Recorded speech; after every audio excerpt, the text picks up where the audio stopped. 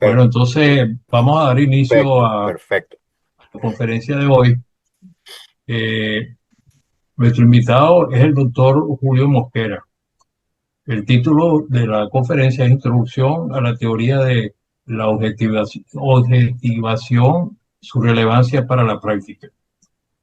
El doctor Julio Mosquera es profesor titular jubilado de la Universidad Nacional Abierta, es doctor en educación de la Universidad Central de Venezuela, es Master of Arts en Educación Matemática de la Universidad de Georgia, Estados Unidos, licenciado en Educación Mención Matemática de la Universidad Central de Venezuela. Tiene trabajos académicos y de investigación publicados en varios idiomas y en revistas académicas nacionales e internacionales.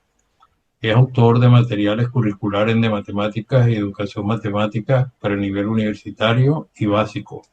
Actualmente realiza investigaciones sobre conjuntos difusos y sistemas grises para simular y controlar situaciones de incertidumbre y sobre didáctica de las matemáticas, especialmente sobre la enseñanza de temas de álgebra lineal.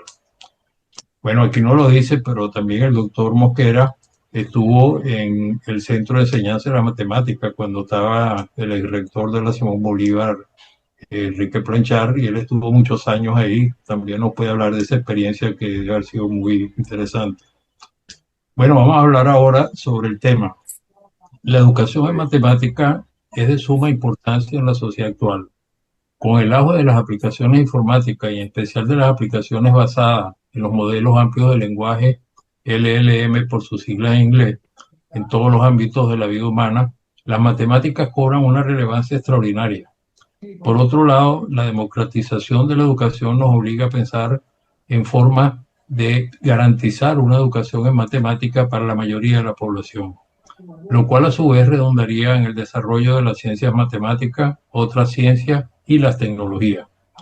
Además de este año escolar, se comenzó a implementar un nuevo currículum de matemáticas para todos los niveles de la educación básica, el cual debe ser estudiado concienzudamente por sus implicaciones para el futuro.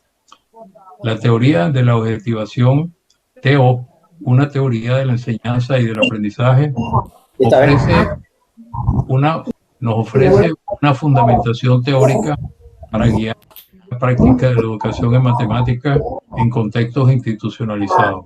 Nos ofrece también una base para valorar el currículum escolar. La TO se ubica en el campo de las teorías socioculturales educativas contemporáneas. La TO es una teoría de la enseñanza y del aprendizaje que no solo se aplica a las matemáticas y se aplica a todos los niveles de la educación, desde la educación inicial hasta la educación universitaria. En este trabajo presenta nuestro conferencista los conceptos centrales de la TO y ejemplos de su aplicación en la práctica. Bueno, antes de darle la palabra al doctor Mosquera, quiero informarles que nos acompaña en esta reunión el doctor Alonso Romero Martínez, quien es el presidente de la Comisión de Educación Superior de la Academia de Ingeniería y Hábitat, una comisión que ha venido estudiando el tema de cómo mejorar la enseñanza de la ingeniería, la cual se alimenta de varios niveles de matemática. En particular, la que me tocó a mí, me tocó estudiar 7 niveles de matemática. En ingeniería eléctrica estudiamos tanto ecuaciones diferenciales y sistemas lineales, que eran como unas continuaciones.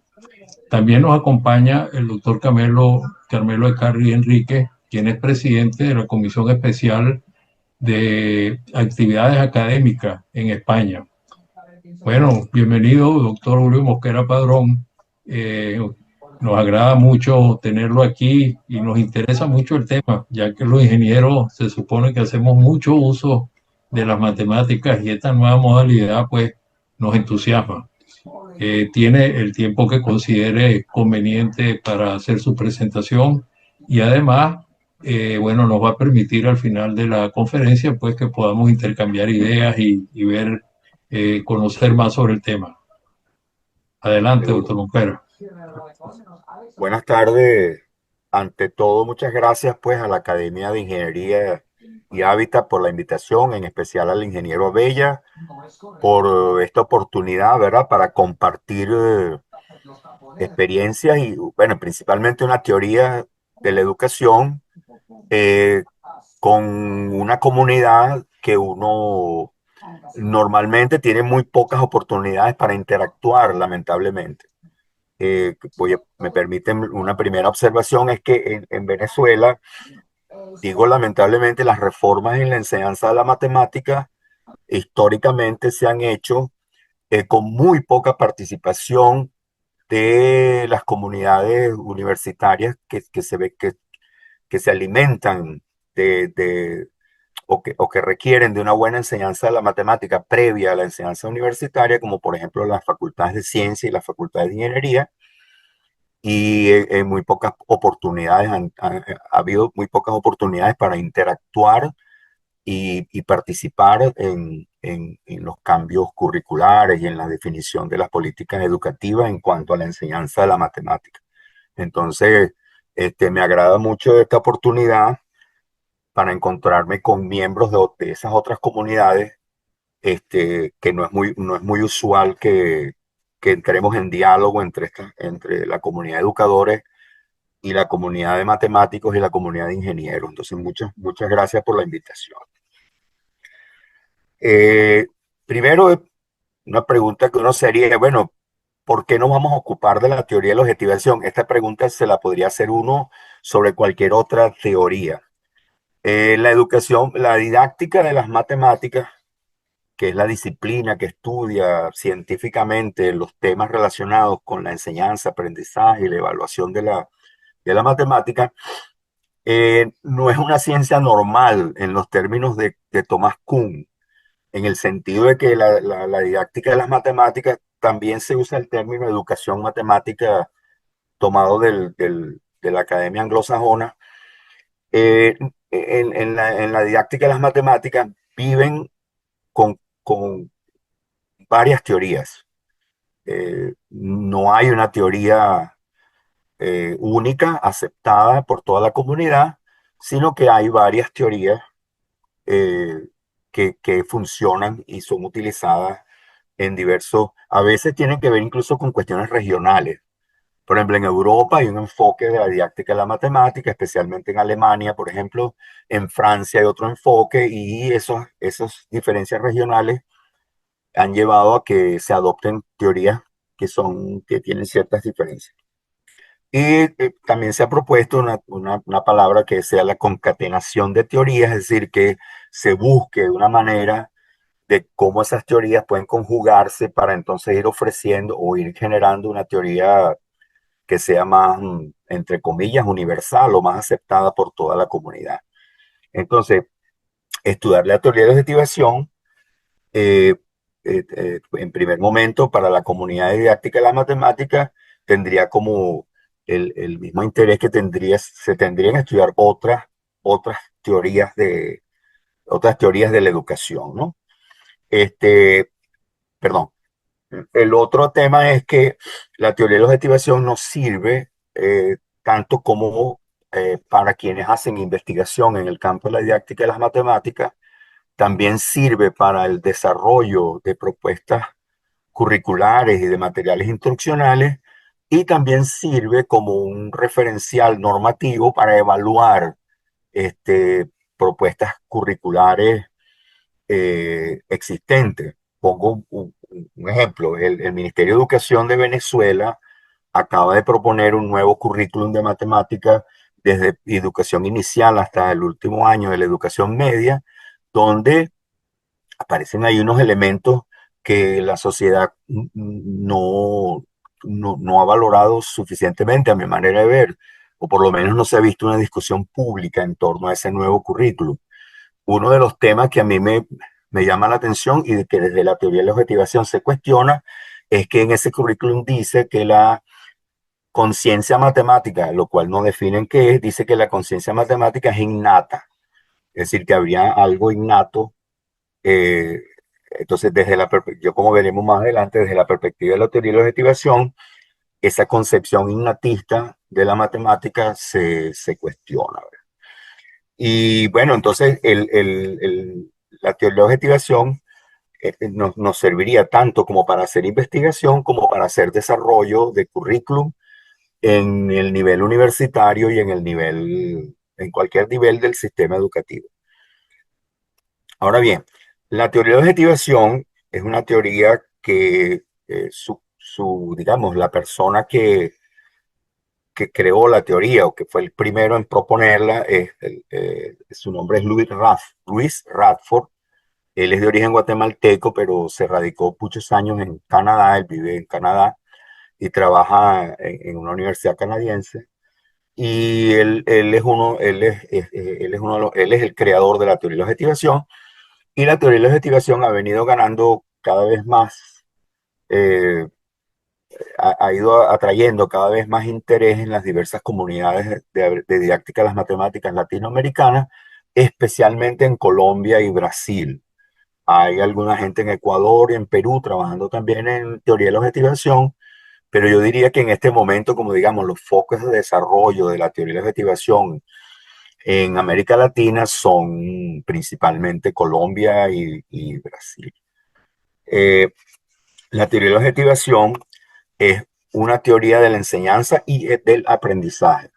Eh, Eso es bueno enfatizarlo porque en muchas teorías eh, didácticas se enfatiza o la enseñanza o el aprendizaje. Entonces, por ejemplo, tuvimos una corriente que fue muy popular y que todavía goza de cierta popularidad, que es el constructivismo, donde el énfasis es en el aprendizaje y la enseñanza pasa, entonces ahí se pasa a las concepciones del profesor, entonces como un facilitador, un coach y otras figuras que se han usado para, entonces esas teorías le disminuyen el rol a la enseñanza y al profesor, por lo tanto al profesor. La teoría del aprendizaje, la teoría de la objetivación es una teoría que enfatiza que la enseñanza y el aprendizaje son dos actividades que no pueden separarse y que en los contextos institucionalizados se dan conjuntamente. Entonces, por eso se enfatiza que es una teoría de la enseñanza y del aprendizaje. Por otro lado, desde el punto de vista teórico, la teoría de la objetivación se ubica en el campo de las teorías socioculturales educativas contemporáneas. Esto la distingue de otras teorías que están en el enfoque cognitivista, por ejemplo, que se fijan solo en el enfoque cognitivista. eh, en- en- eh, Muchas veces son influenciadas por las teorías de Piaget y entre ellas el constructivismo, por ejemplo. En cambio, la teoría de la objetivación se enmarca dentro de otra tradición teórica que es las teorías socioculturales. Aquí aclaro una cosa, algunos autores distinguen las teorías histórico-culturales de las socioculturales, pero aquí no vamos a entrar en esa finura de distinción. eh, Va a aparecer más adelante otra vez el concepto histórico-cultural, ¿no? Eh, aquí hay un tema desde el punto de vista epistemológico, vamos a decir así, que es que la teoría de la objetivación,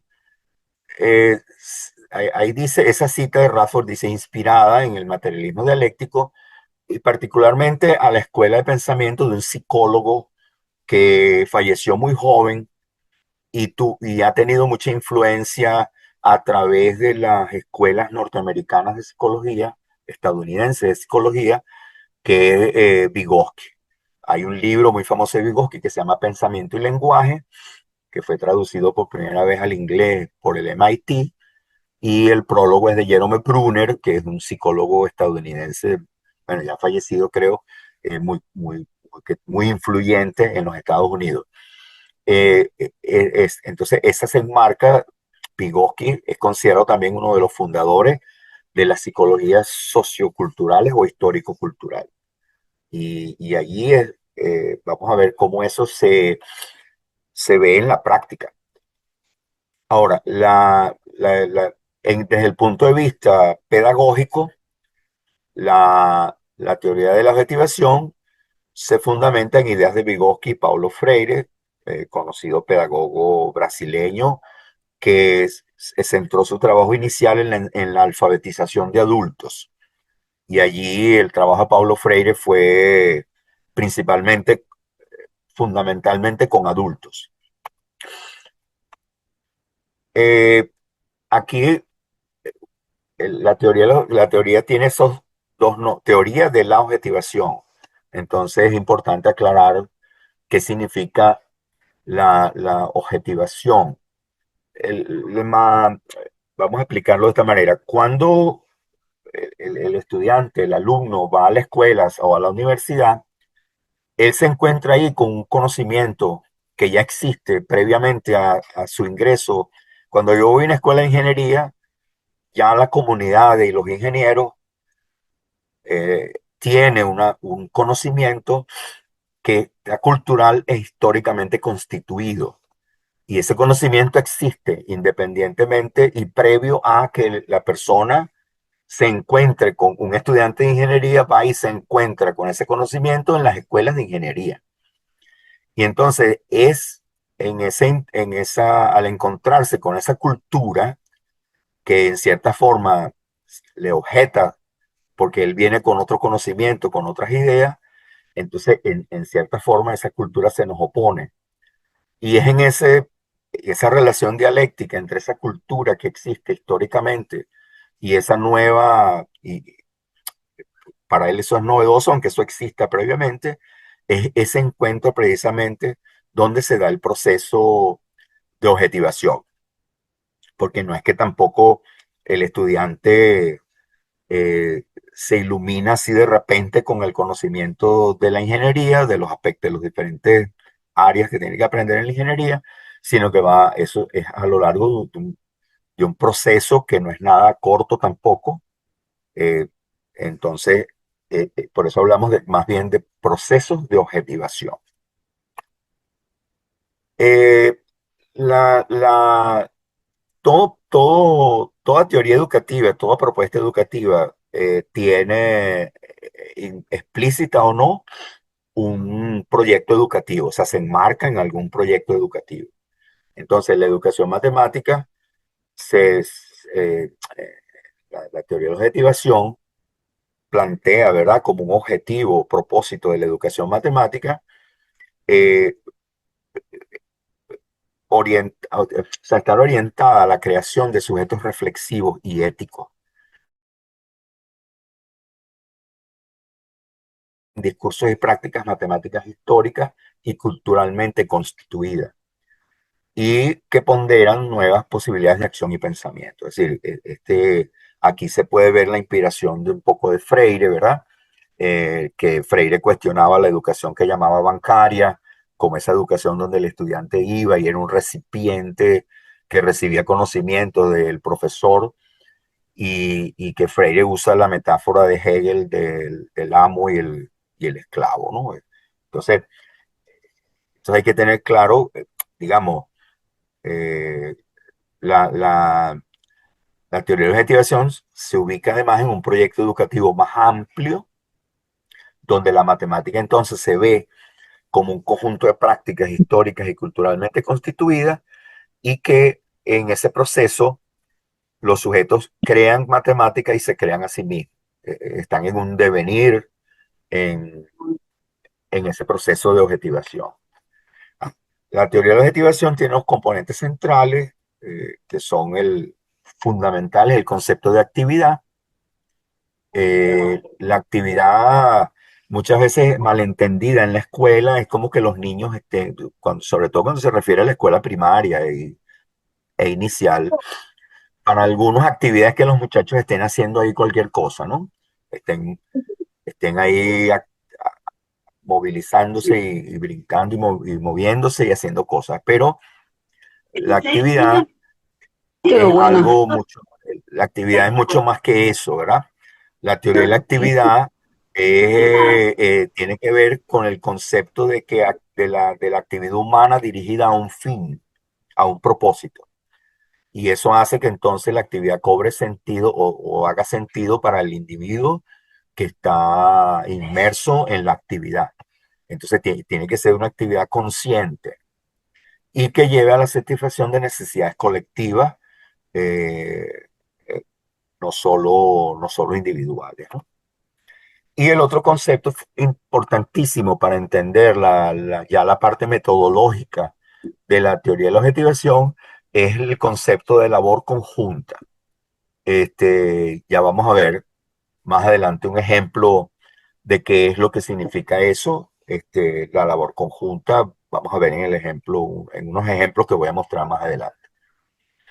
Eh, el concepto de labor conjunta, precisamente, eh, como podríamos decir, amalgama no, o sirve para, es donde se encuentran la idea anterior que decíamos de que la enseñanza y el aprendizaje no son concebidas como dos actividades separadas, sino como una actividad que realiza tanto el profesor como el estudiante, o sea, conjuntamente.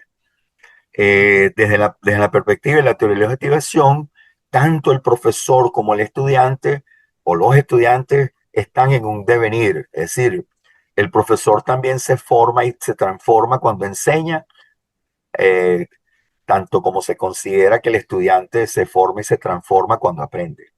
Entonces, no es que el profesor va ahí, el profesor está inmutable y no se transforma, sino que el profesor se involucra en una actividad en la cual el profesor también cambia. Y entonces por eso hablamos en la teoría de la investigación de una labor conjunta de profesores y estudiantes. Eh, como dije entonces, desde esa perspectiva de la teoría de la desde la perspectiva de la labor conjunta, eh, y para la práctica es muy importante entender estos componentes organizadores de la práctica que aparecen propuestos por la teoría de la objetivación. Un elemento tiene que ver con las formas de producción y circulación de las ideas en el aula, las formas de colaboración humana que los estudiantes y los profesores ponen en marcha en sus interacciones. Aquí, cuando veamos un ejemplo, voy a volver sobre esto, porque este toca un aspecto que es soslayado por muchas teorías de la educación y que aquí en la teoría de objetivación se enfatiza, y es una de las direcciones donde ahorita hay mayor investigación teórica en la teoría de objetivación, que es el aspecto ético, en la ética. Entonces, pero voy a ir más adelante en eso. Y es muy importante esto de las formas de producción y circulación de las ideas en el aula, sobre lo cual también voy a volver otra vez cuando estemos tratando un ejemplo. Ahora, una pregunta que nos hacemos es, ¿cuándo una actividad de aprendizaje es buena? Eh, Nosotros podemos decir, no, que hay una mala enseñanza de la matemática. Ajá, ¿y cómo es una buena enseñanza de la matemática? Entonces, desde la teoría de la objetivación, tenemos se han desarrollado unos elementos allí que nos sirven para juzgar o para valorar, mejor dicho, valorar cuando estamos ante una buena práctica de enseñanza, ¿no?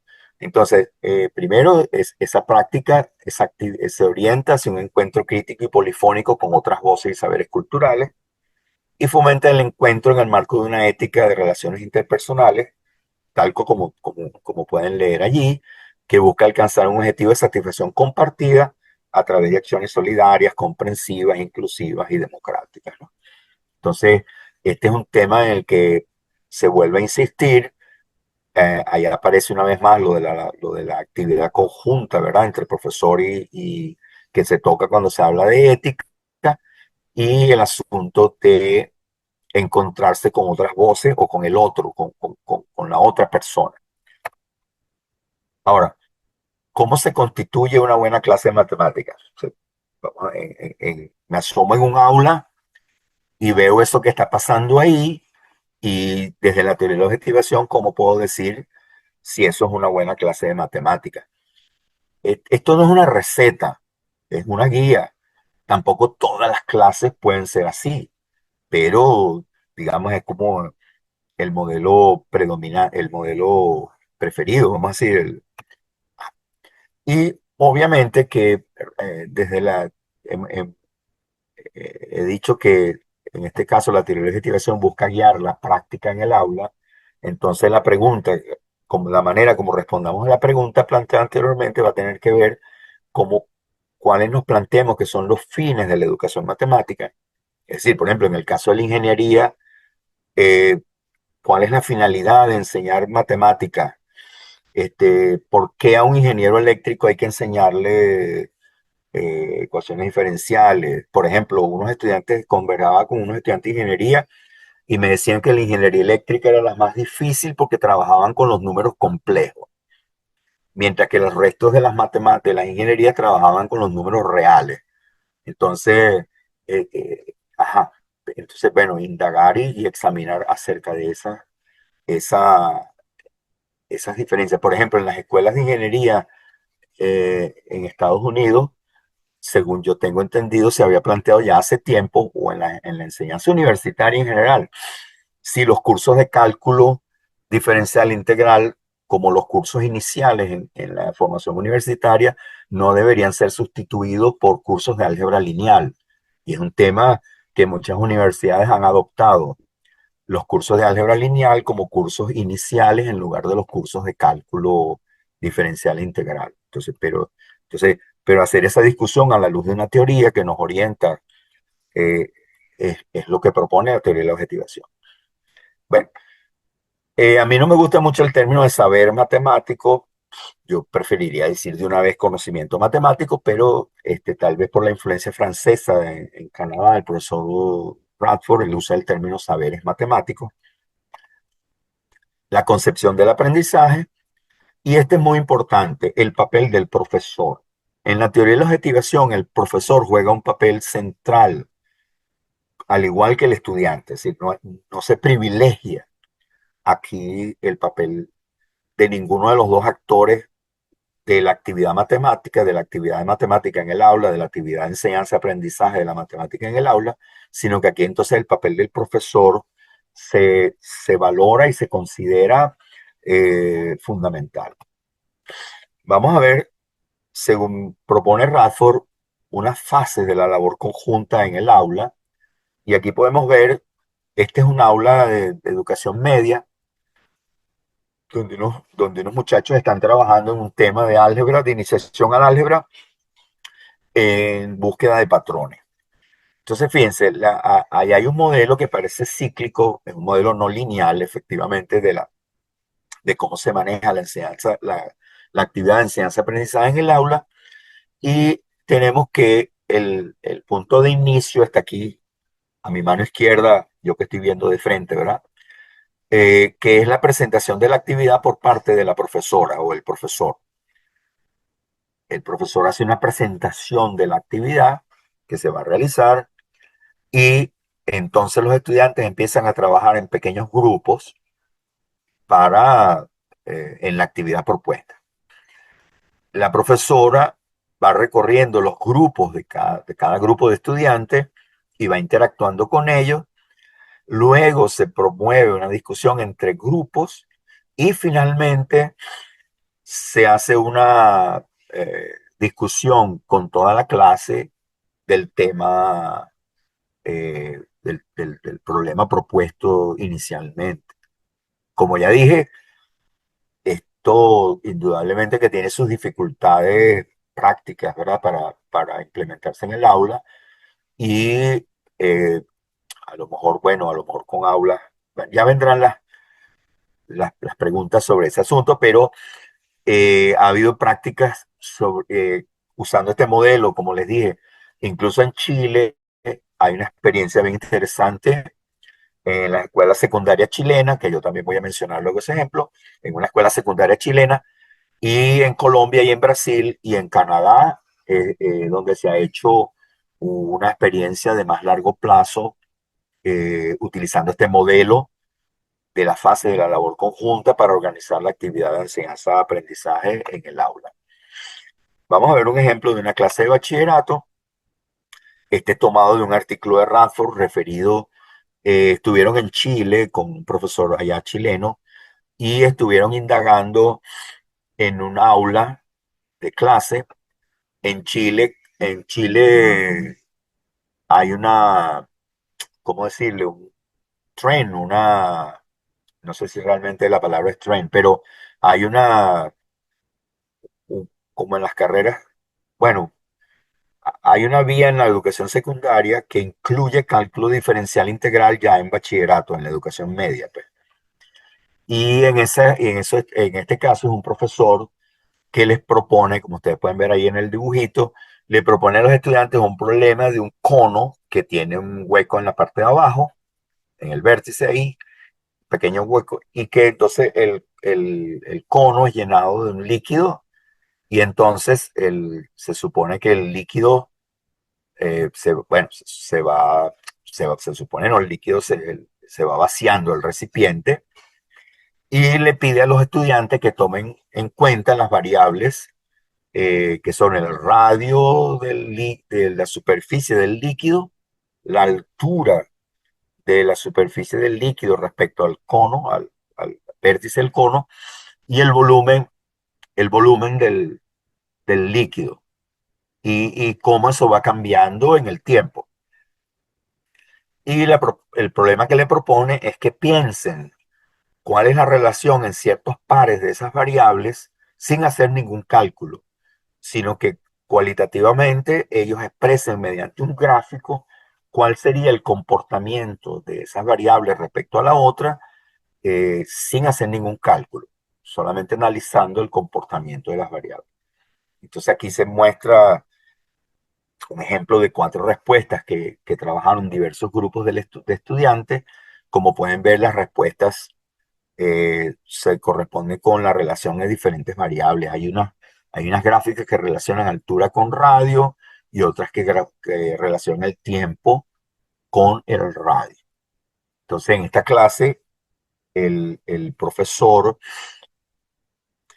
discutió con los estudiantes y se dio ese proceso siguiendo las fases de la teoría de la objetivación.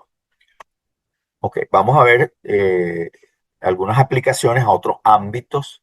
Ese es el caso que mostré ahí, es un caso en Chile de una educación en bachillerato. Vamos a ver otro ejemplo.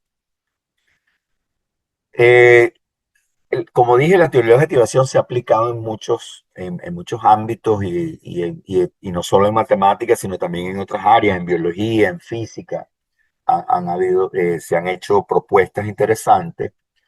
Y yo voy a mostrar aquí 4 ejemplos que son de campos como diferentes para que nos demos una idea de la aplicación de la teoría de la objetivación a diferentes ámbitos, ¿no?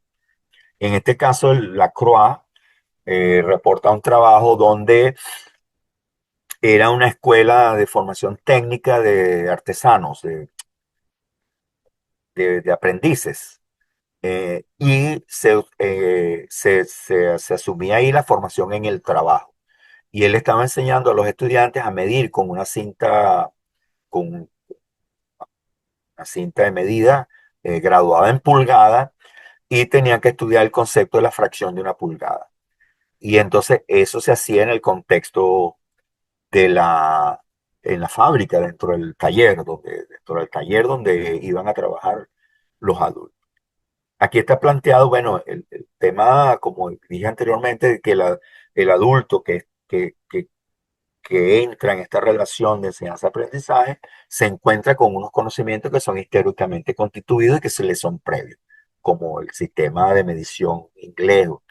Entonces, aquí hay que entrar en un diálogo, como ya dije anteriormente, con otra voz, con el otro. Por ejemplo, les muestro un ejemplo, un caso que encontré hace muchos años aquí en Venezuela. Fíjense este ejemplo. Yo tenía unos estudiantes que en la universidad les pedí que investigaran cómo familiares o adultos que ellos conocieran aplicaban las matemáticas eh, en su ámbito de trabajo, ¿no? Entonces ustedes ven un dibujo a la izquierda. El papá era carpintero, entonces ella le preguntó al papá que cómo hacía él para calcular el volumen de un mueble, por ejemplo, de más de 1 metro. Ese mueble mide 2 metros de altura, pongamos. Y cómo hacía él para calcular el volumen eh, que ocupa ese mueble, y se le presentó un dibujo de la forma como está señalado en la izquierda. Entonces, el papá le dijo que ese dibujo estaba malo porque en la realidad a menos que uno se montara en una escalera, las personas nunca veían un mueble de esa forma, si el mueble era grande, pues, y que en realidad lo veían de la forma que está en la derecha. Y entonces él empezó a argumentar allí cómo, cómo él calculaba eso, ¿no? Lo interesante es que fíjense que el diseño, eso lo saben posiblemente los ingenieros mejor que yo, lo que él dibujó en el otro lado está dibujado con un punto de fuga que está fuera de la, por ahí, por ahí, pues. Y entonces es un modelo diferente y es una visión de la perspectiva mucho más compleja que a mi manera de ver que la otra, que, ¿verdad? Que le llevó a la estudiante. Y otra cosa que surgió ahí interesante es que el señor creaba lo que llaman la regla del carpintero, que era que si él va a construir ese mueble, él no, cuando iba a cortar las maderas, no estaba midiendo todo el tiempo con la cinta métrica las dimensiones de cada una de esas tablas, sino que en una regla él marcaba, supongamos que esas tablas medían 50 centímetros de ancho, él marcaba 50 centímetros en la regla en un listón y luego él usaba esa marca para cortar todas las tablas y no era que estaba midiendo 50 centímetros todas las veces. Entonces, eso es una práctica cultural propia de un carpintero y que entonces debería ser tomada en cuenta, por ejemplo, si fuéramos a formar carpinteros como una práctica culturalmente establecida y practicada. Y obviamente si esa práctica, por otro lado, llevaba errores, este, pero llevaba errores, corregirlos, ¿no? Eh, Está por el otro lado un trabajo hecho por García Ubaque y Vergel en Colombia, que ellos trataron fue el tema de la ética en una escuela de ingeniería. Y la ética aquí se refiere es a cómo se establece la relación entre una persona y la otra, eh, eh, eh, las formas de interacción. Habíamos hablado antes, yo había mencionado antes las formas de producción y circulación del conocimiento en el aula, cómo se produce esa dinámica o esa relación dialéctica entre el profesor y los estudiantes y donde el profesor entra en una actividad conjunta, en una labor conjunta con los estudiantes y que no es una relación de sumisión y de dominación por parte del profesor. Ahí está la inspiración freiriana de Paulo Freire, en el sentido de que el profesor no se convierte en amo de los esclavos, o no se da esa relación que está en Hegel, ¿verdad? De amo-esclavo, sino que es una relación de colaboración, de cooperación, una labor de labor conjunta, que es el término que se usa exactamente. Ellos hicieron un cuestionario, se lo trazaron a 6 profesores de ingeniería, de reconocida, profesores de matemáticas en una escuela de ingeniería en Colombia, y de profesores reconocidos, de reconocido prestigio allí, y le hicieron unas preguntas acerca de cómo se relacionaban con los estudiantes y toda esa cosa. Un estudio interesante. El otro estudio es de Pizarro, Prieto y Gutiérrez. Este también es en Chile. Y este sí tenía que ver directamente con el concepto de derivada. Prieto es un profesor venezolano que se fue a estudiar a un doctorado en Chile y bueno, se quedó, está por allá. Y hizo esa investigación allá en Chile, precisamente con eso que mencioné antes. Hay una mención, vamos a decir así, en la secundaria chilena donde los estudiantes pueden estudiar cálculo diferencial integral. Y fíjense que dado esa concepción, ese punto de vista de histórico-cultural, Pizarro y Prieto y Gutiérrez examinaron el desarrollo histórico del concepto de derivada y se basaron un poco en la teoría epistemológica de Piaget, pero en la parte socioepistemológica, que tiene que ver con las etapas intra, inter y trans, y entonces organizaron la enseñanza en torno a esa concepción del concepto de derivada desde la perspectiva intra, inter y trans como etapas en la formación del concepto de derivada. Y por último, les voy a mencionar el caso de Rubal, Milner y Jiménez, que investigaron hicieron una investigación donde ellos trabajaron en un curso introductorio de ecuaciones diferenciales a estudiantes de ingeniería. Y aquí vuelvo a enfatizar eso, al adoptar esta posición histórico-cultural, Rubal, Milner y Jiménez comenzaron a estudiar cómo era el concepto de diferencial y de derivada en los cursos normales de cálculo diferencial e integral y cómo se trata la diferencial cuando resuelve ecuaciones diferenciales.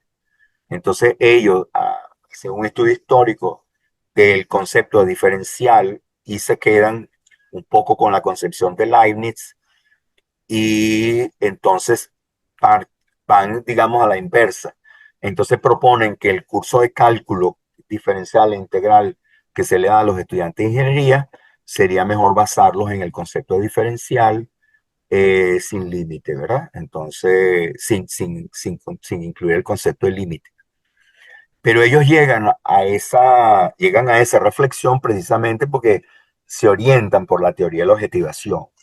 Este, y es la teoría de la objetivación quien, digamos, los obliga, los confronta, los cuestiona y los hace ver entonces el desarrollo histórico del cálculo, también como hicieron los compañeros que estaban en Chile, y se llega incluso a que desde esa perspectiva reformular el currículum de cálculo en una escuela de ingeniería para estudiantes de ingeniería, lo cual es interesante a considerar, ¿no? Entonces, bueno, muchas gracias. Si alguien está interesado en las referencias eh, de los trabajos mencionados o está interesado en alguna otra cosa, en compartir o posteriormente a esta presentación, allí les dejo mi número de correo electrónico, mi dirección, perdón, y con mucho gusto les enviaría las referencias y, y cualquier otra observación, comentario. Bueno, muchas gracias. Muchas gracias al doctor Mosquera, profesor y doctor Mosquera, por esta presentación interesante, ¿no? Porque un enfoque que toca los diferentes, digamos, procesos ya tradicionales de enseñanza, aprendizaje, cual no descarta ninguno, por lo que veo, sino que los asocia a lo nuevo y también asocia todo al proceso de enseñanza colaborativa, ¿no? Donde el profesor y el estudiante están trabajando de manera conjunta. Me pregunto si, bueno, vamos a darle después la palabra al profesor Alonso Romero, que tiene también algún comentario seguro, pero una primera inquietud que tengo, ¿no?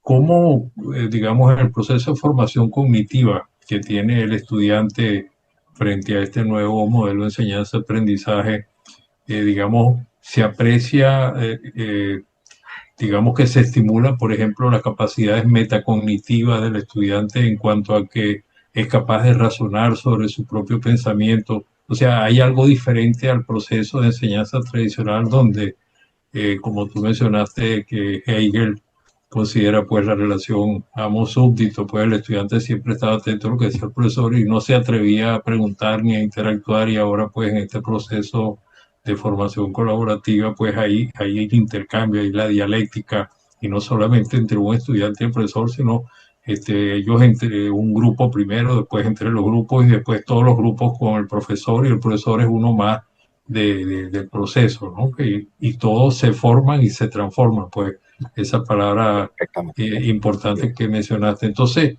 la pregunta concreta es, ¿hay alguna medición de que se potencian las capacidades metacognitivas del estudiante, o sea, su capacidad de razonar sobre su pensamiento?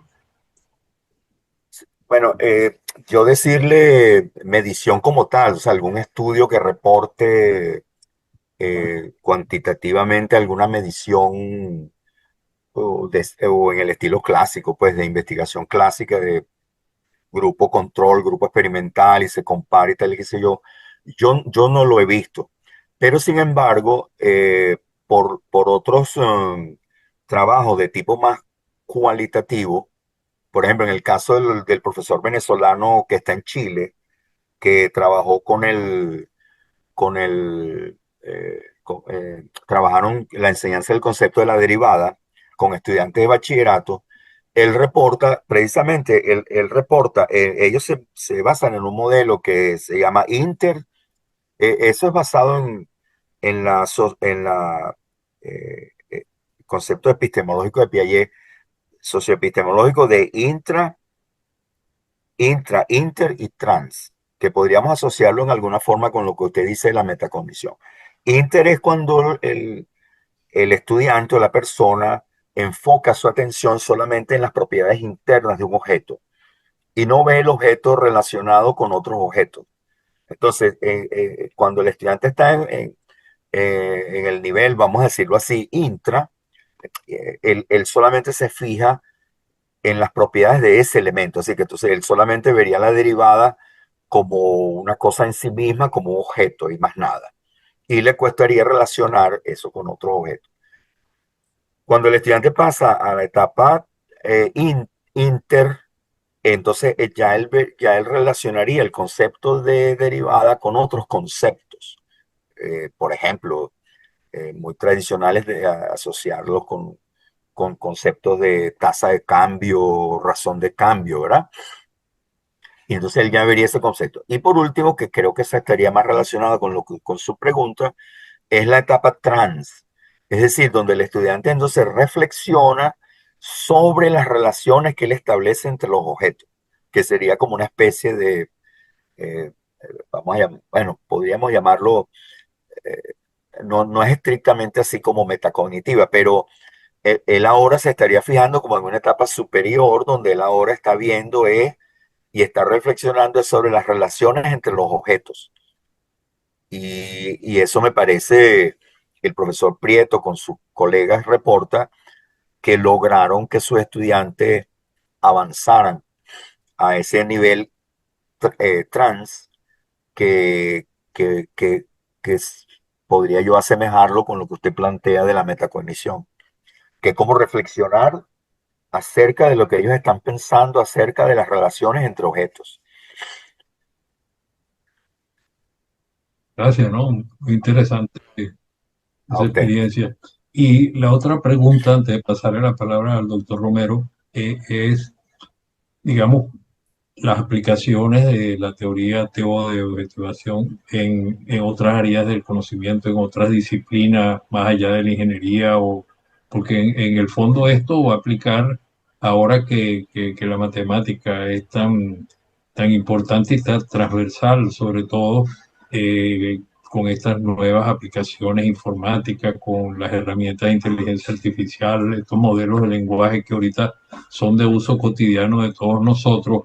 Eso es transversal a todas las áreas del conocimiento, a todas las disciplinas, de manera que esta teoría de la objetivización sería también, digamos, posible para otras disciplinas, ¿verdad? Sí, efectivamente. Ahí, como yo dije, como mencioné antes, en América Latina, los dos países, hay algunos investigadores en Europa que también están trabajando con teoría de objetivación. Y en el caso de América Latina, principalmente yo he visto más trabajos es de Colombia y de Brasil. Y hay personas que han estado trabajando en otras áreas que no es matemáticas, ¿verdad? Entonces, porque si vamos atrás, vemos que la teoría de la objetivación comienza con, pues yo podría decir como un poco como el camino de lo general a lo particular. Es decir, comienza planteándose una concepción general de lo que es la educación, de lo que es la relación enseñanza-aprendizaje como un único proceso, y luego va concretizando eso en una metodología, vamos a llamarla, de la actividad de labor conjunta en el aula. Eso hace que esa teoría pueda ser aplicable a una clase de biología o una clase de computación de la misma manera. Es decir, que no, el hecho de que, porque en biología también aunque está en las ciencias experimentales, hay hay una variante que es que el estudiante se va a encontrar precisamente, se va a encontrar con una realidad objetiva que uno no se encuentra en matemáticas necesariamente. Entonces él se va a encontrar con un cuerpo humano cuando va a estudiar los vertebrados o cuando va a estudiar, pero siempre está el concepto ese fundamental de la teoría de la objetivación, que es que uno se encuentra con la realidad objetiva y entonces la realidad objetiva, digamos que le ofrece a uno como una resistencia ante la cual uno tiene que reaccionar y entonces en ese proceso de encuentro con esa realidad es lo que se llama el proceso de objetivación y entonces es donde surge a su vez involucrado en una actividad de labor conjunta la formación de los conceptos. Entonces eso es suficientemente genérico como para que se pueda aplicar a otras áreas del conocimiento. Bueno, no quiero abusar del hecho de que reparto la palabra, pero una última pregunta ante el doctor Romero. Bueno, dentro de las nuevas teorías de enseñanza-aprendizaje está el conectivismo del profesor George Siemens, quien alega pues que hoy en día estamos todos conectados, todos inmediatamente interactuamos antes con el doctor Google y ahora a través de todos estos modelos grandes de lenguaje, ¿no? Los LLM. Y en realidad él dice que como el mundo ahora es especial, sobre todo con estos cursos masivos, y usted como profesor de la Universidad Nacional Abierta tiene más experiencia que el resto, donde ahorita el mejor profesor se va a dirigir a estudiantes que están en cualquier parte del mundo. Entonces, digamos, todos vamos a tener la oportunidad como estudiantes de aprender del mejor profesor, no importa en qué Sí, parte del planeta estemos, y sobre todo que todo el conocimiento está en la red y ahora el conocimiento no solamente está en la red, sino que nos lo explica mejor los modelos de lenguaje a los cuales que tenemos acceso ahorita a todas estas herramientas de inteligencia artificial y no estamos todavía interactuando con las más poderosas que vienen en el futuro. Entonces, me pregunto si la teoría de objetivación también incluye en algunos otros aspectos al conectivismo, sobre todo que los problemas que hay que resolver en el futuro son de naturaleza más compleja y entonces ya no va a ser problemas que vamos a resolver solamente la disciplina de la ingeniería solo y la disciplina de la biología sola, sino que vamos a estar todos interactuando y entonces ahí va a haber mucho más de interdisciplinariedad, transdisciplinariedad y todo ese tipo de modalidades de interactuación entre diferentes disciplinas que ya la estamos viendo, por ejemplo, en la Universidad Central, donde hay asignaturas que están interfacultades, etcétera. Entonces me pregunto, la pregunta concreta es, ¿el conectivismo se incluye dentro de todas estas modalidades de dialéctica entre grupos, entre personas y profesores? Y cómo si hay experimentos, hay algún tipo de experiencia en algún sitio. y mire, sobre eso, ese tema es muy interesante y la teoría de la objetivación, digamos, la comunidad que trabaja con la teoría de la objetivación se caracteriza por trabajar tanto en la dirección teórica, es decir, cómo ir desarrollando la teoría para que la teoría sirva para seguir guiando la práctica, y cómo valorar lo que se está haciendo en la práctica.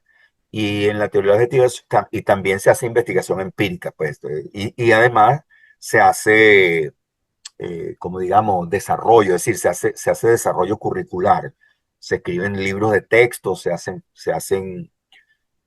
trabajo en el aula real, entonces vamos a decir que se trabaja en esos amplios aspectos, ¿no? Respecto a la pregunta suya, yo lo vería de esta forma.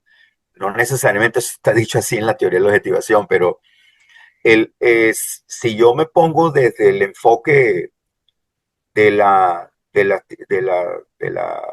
pues, de sociológico, vamos a decir así, de la sociología y filosofía de la ciencia, y si me pongo desde el enfoque de los programas de investigación, un programa de investigación para que avance, siempre hay la demarcación, se oponen unas teorías con otras.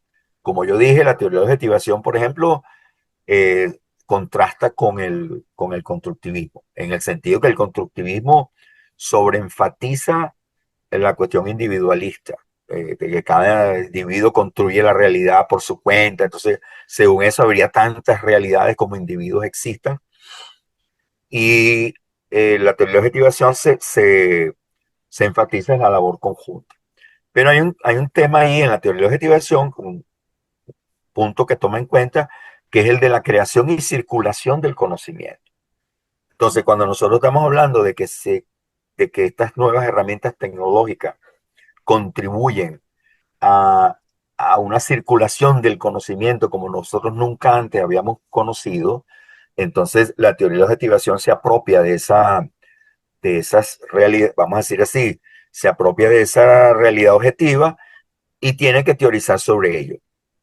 Eh, por ejemplo, hay unas personas en Brasil que están estudiando, están trabajando sobre la actividad de estudio colaborativa. Porque fíjense, como ustedes vieron en los modelos que yo presenté ahí, el énfasis estaba puesto en el aula.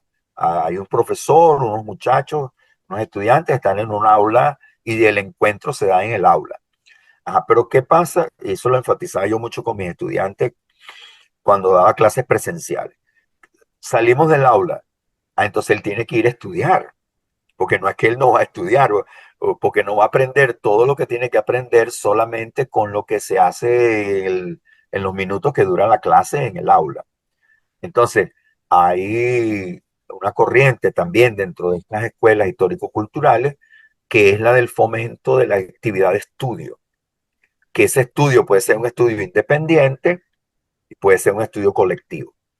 Entonces, y con las nuevas tecnologías, con estas tecnologías que tenemos a disposición, como la que estamos usando ahorita, pues permitiría que entráramos en interacción personas que físicamente estemos muy distantes. Y la teoría de objetivación tiene elementos como para eh, incorporar, pues, o responder a esas nuevas realidades que se van presentando eh, producto del desarrollo tecnológico. Sí. Gracias, profesor. Bueno, el doctor Romero tiene la palabra, el presidente de la Comisión de Educación Superior de la Academia de Ingeniería, quien fue profesor muchos años y actualmente está jubilado también. Adelante, doctor Romero. Gracias.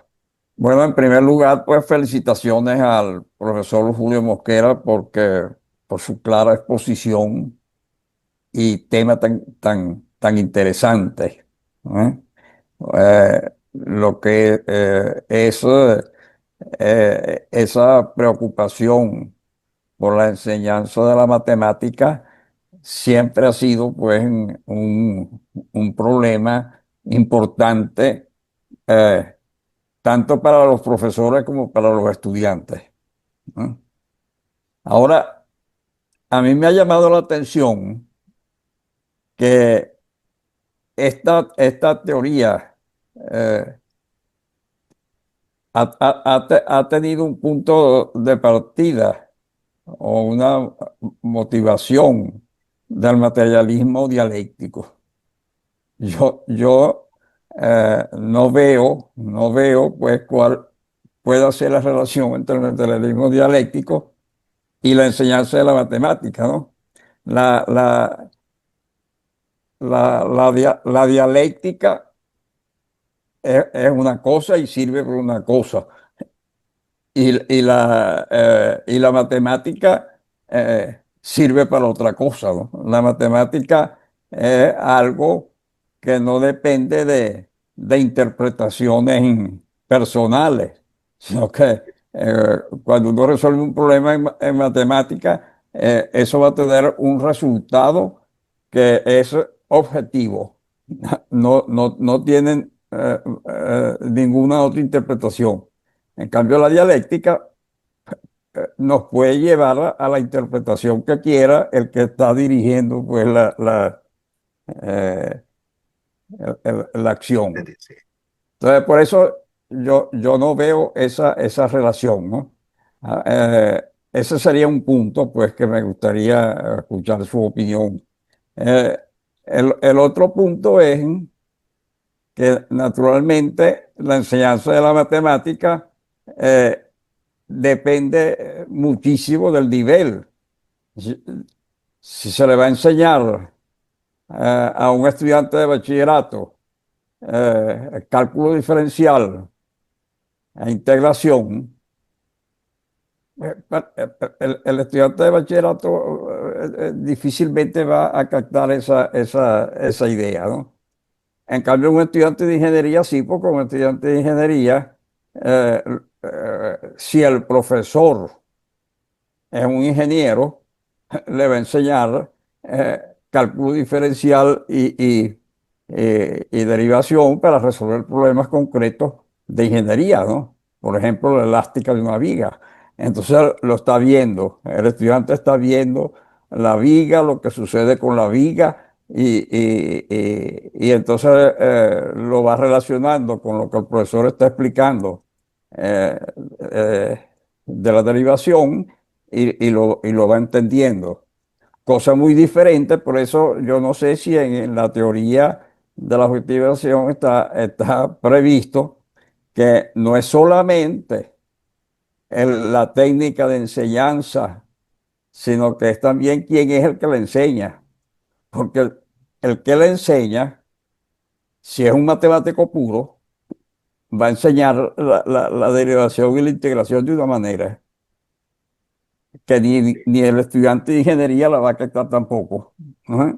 En cambio, si es un ingeniero, sí, porque el ingeniero tiene en la mente lo que está sucediendo con el objeto físico del problema. Ajá. Ese es otro puntico, pues, que no sé si estará contemplado en esta teoría de la objetivación, ¿no? Indudablemente que esto es un tema sumamente importante porque eh, de acuerdo con lo que está sucediendo hoy, la inteligencia artificial, por ejemplo, de esas cosas, es imprescindible que el profesional que se está formando eh, tenga ideas claras, precisas de lo que son las cosas antes de aplicar, por ejemplo, un método resuelto por inteligencia artificial, ¿no? Correcto. Por eso me llamó la atención también que se comparara la enseñanza del cálculo diferencial e integral con con el álgebra lineal. O sea que se pretenda sustituir la una Sí, por la otra. No, el cálculo diferencial e integral le da un criterio, es formativo, le da una idea al, al que está estudiando eh, clara del problema que está resolviendo. El álgebra lineal no, la álgebra lineal es más mecánica. Entonces, sí, sí. son punticos, esos punticos pues que yo me he ido fijando en estos detalles, ¿no? Y quisiera pues oír sus opiniones. Gracias. No, gracias a usted. Bueno, mire, el primer aspecto es un aspecto, la primera referencia que usted hace respecto a que la teoría de la objetivación toma su fundamentación en el materialismo dialéctico. Siempre surge esas preguntas y es como digamos, es un tema que siempre hay que explicarlo, porque como usted dice, la gente se pregunta, bueno, ¿y qué tiene que ver eso aquí con la teoría de esta cosa, ¿no? No es fácil para mí de ahorita de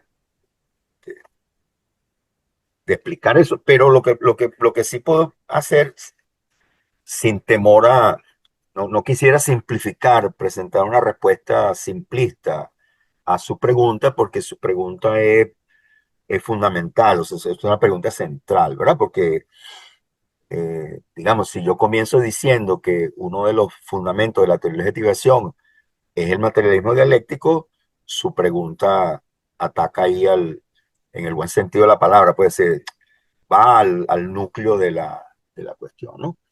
Yo, en principio, lo que le puedo decir es que lo que significa es que se adopta una posición histórico-cultural del conocimiento y se acepta la existencia de una realidad objetiva que existe independientemente de que yo exista y que existe antes de que yo exista. Ese, digamos, al principio, porque, por ejemplo, porque hay que ver, digamos, esto hay que verlo en el contexto de las teorías de la educación matemática, porque estuvo de moda y todavía está de moda el constructivismo y sus diversas vertientes, entre ellas el constructivismo radical. Entonces, el constructivismo radical dice que la realidad no existe. O algunos dicen, no, no es que la realidad no existe, sino que nosotros nunca podemos conocer la realidad, porque nuestro aparato cognitivo es eso, pensamientos, y nunca tiene contacto directo con la realidad. Entonces, para los constructivistas radicales, la verdad no existe. Lo que existe, lo único que yo puedo saber es si algo es falso, pero nunca puedo llegar a saber si algo es verdadero. Entonces, una metáfora que usan mucho es la de un capitán de un barco que va navegando de noche, una noche sin estrellas, no tiene manera de guiarse por las estrellas, y él va por una costa y queda sin aparatos electrónicos. Entonces, él logra sortear el, el sitio y sale sin ningún problema. Entonces, alguien dice, si él hace un mapa del recorrido que hizo, ese mapa no se corresponde con la realidad, con la costa, sino que da la casualidad que por ese camino él pudo irse, ¿no? Entonces, en este caso, cuando se dice que se adopta el materialismo dialéctico, es la concepción histórico-materialista en el sentido de que los conceptos matemáticos tienen un desarrollo histórico, el concepto de derivada que nosotros manejamos hoy en día no es el mismo que manejaba Newton ni Leibniz, el concepto de número que nosotros tenemos no es el mismo concepto de número de los griegos, y así sucesivamente, todos esos conceptos matemáticos han ido pasando por un proceso histórico, cultural. Bueno, nuestro sistema de numeración es un buen ejemplo, es un encuentro de la matemática de la India con la matemática árabe, que es la que llega a desarrollar el sistema de numeración. Europa no logró desarrollar un álgebra, sino que lo hicieron los árabes, los musulmanes, pues. Y la palabra álgebra viene precisamente de al-Jabbar, que es una palabra árabe.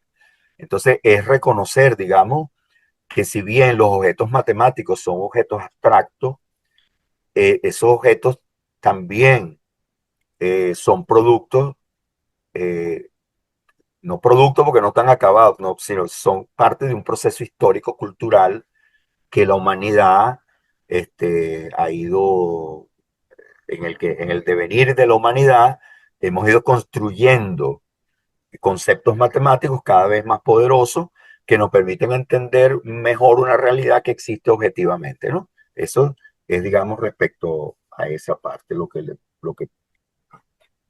respecto a lo que usted dice del nivel de enseñanza, estoy totalmente de acuerdo con usted en el sentido de que, claro, no es lo mismo ir a enseñarle a un niño. Yo, por ejemplo, estaba en estos días trabajando con unos niños, unos muchachos de cuarto y quinto año de bachillerato, el concepto mismo de función.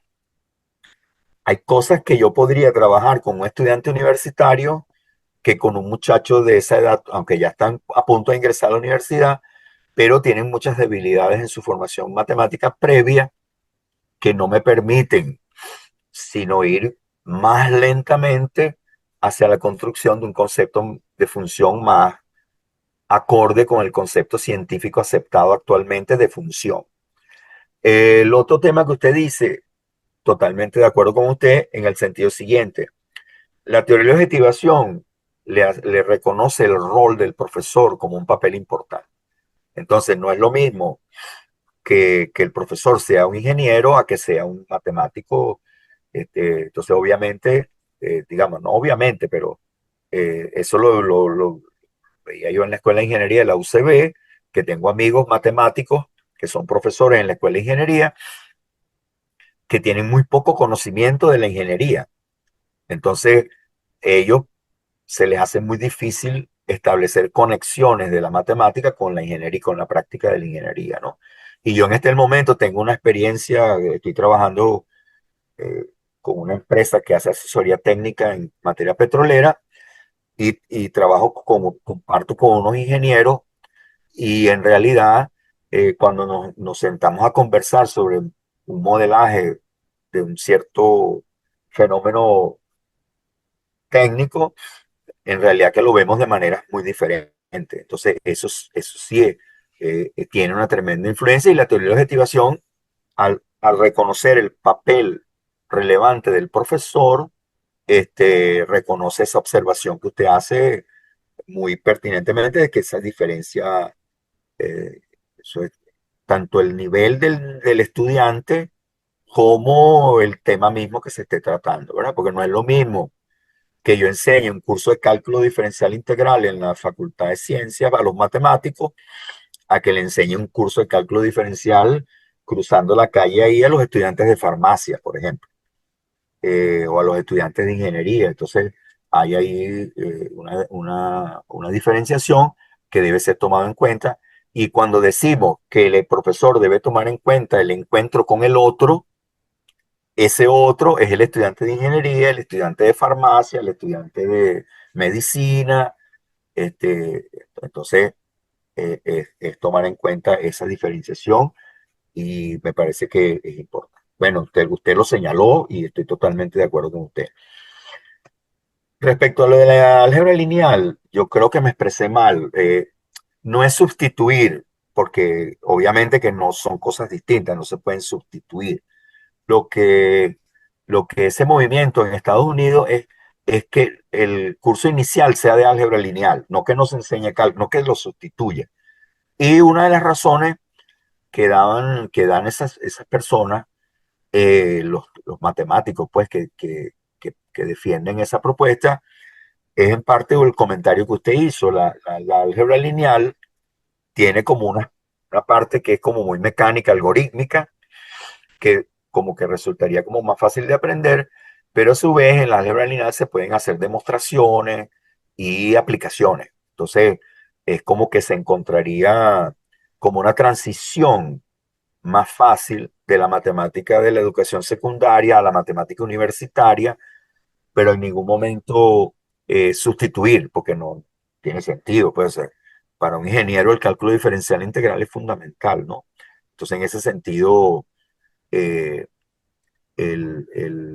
yo me expresé mal cuando tal vez di la impresión de que se trata de sustituir. No, es, porque bueno, es que como el sistema, volviendo al tema cultural, no es como el sistema educativo universitario estadounidense, muy distinto al nuestro. Entonces el estudiante no entra directamente a una facultad de ingeniería, sino que entra al college, ¿verdad? Entonces ahí el estudiante puede escoger cualquier curso dentro de una gran gama de cursos y no está obligado a tomar un curso en particular. Entonces, mientras no entra a la escuela profesional de ingeniería, pasan esos 4 años del college y entonces lo que ellos proponen es que en esos 4 años que la enseñanza es un poco más orientada como una educación liberal, se le diera más, eh, desde los inicios se le presentara a los estudiantes como opción más el curso de álgebra lineal que el curso de cálculo diferencial integral. Pero en el caso de nuestras universidades, como la organización es muy diferente, tal vez eso aquí no tenga sentido pensarlo, pero tiene que ver con la manera como ellos organizan su sistema educativo. Y lo otro que usted mencionó, el papel de la inteligencia artificial, eso es una cosa que desde todas las teorías de la educación se está revisando y cuestionando y planteándose eso, porque realmente no, eso nos pone ante una situación que no nos imaginamos nunca, ¿no? Eh, y que hay que responder. Este, yo todo el mundo está ahí reaccionando, todo el mundo está ahí viendo a ver cómo se trabaja con eso, ¿no? Y cómo se puede incorporar de manera inteligente la inteligencia artificial a la actividad educativa en todos los ámbitos, ¿no?